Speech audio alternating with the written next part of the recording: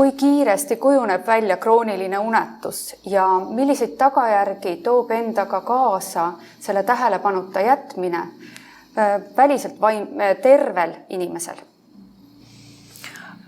No see, kui kiiresti unetus välja kujuneb, on nagu äärmiselt erinev, et õnneks on enamus inimesi neid, kellel mingi lühiajaline unetuse periood, mis on väga sage, enamasti stressiga seonduv või mõne haigestumisega seonduv, läheb kiiresti kergesti mööda, aga on siis teatud protsent neid, kellel võib-olla mõnede eelnevate nähtustega seoses näiteks millised on inimese hoiakud ja näiteks on selline täiuslikkuse taotlemine ja ka võib-olla siis magamises täiuslikkuse taotlemine või negatiivne afektiivsus.